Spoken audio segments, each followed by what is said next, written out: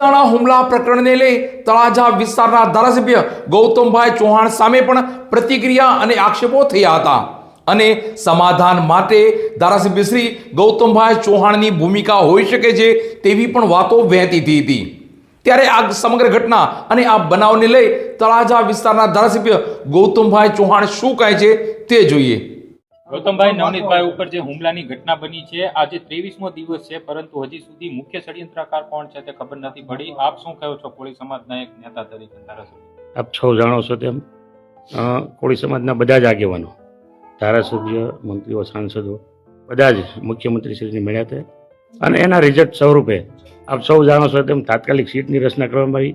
તાત્કાલિક જે તે વખતે પીઆઈ હતા એમને હટાવી દેવામાં આવ્યા અને બીજા આરોપીઓ જે છે એમને પણ એમની ધરપકડ કરવામાં આવી છે। એટલે તમે જોવો છો કે સરકાર એ દિશામાં કામ કરી રહી છે। નવનીતભાઈ જે આક્ષેપ કરી રહ્યા છે, મુખ્ય ષડયંત્રકાર કોણ છે તમને ખબર છે?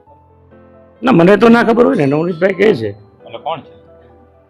નવનીતભાઈ બોલે છે હા, કોણ? કે ભાઈ જયરાજભાઈ છે, તો એ તપાસનો વિષય છે અત્યારે અને સીટ તપાસ કરી રહી છે, જે હશે તે સામે આવશે। જો તમારી સામે પણ પ્રતિક્રિયાઓ ઘણી બધી આક્ષેપો થયા છે કે સમાધાન માટે તમારી પણ ભૂમિકા છે તે જોવા મળી રહી છે, તો એ બારામાં તમારું શું? જો એમાં તમે જાણ્યું હશે, જે લોકો વાત કરતા હતા એ બંને આમ આદમી પાર્ટીના કાર્યકર્તાઓ છે। એ બંને વાત કરે છે, બંને કોઈ પણ વાત કરતા હોય એ એમનો વિષય છે, આવું કંઈ છે જ નહીં। અને ત્યારે મારું લોકેશન ઓલરેડી ગાંધીનગર રાજભવનમાં હતું। એટલે આ તો એક એનો પોતાનો ચિતારો ચમકાવવા માટે અને રાજકારણ કરવા માટેનો વિષય હતો। એટલે ના, નવનીતભાઈની વાત નથી। તમે જે વાત કરી છે હમણાં કે ભાઈ તમારા ઉપર આક્ષેપ કર્યા છે, આક્ષેપ કોણે કર્યા છે? આમ આદમી પાર્ટી તળાજા શહેરના પ્રમુખે કર્યા છે, એ એમનો વિષય છે।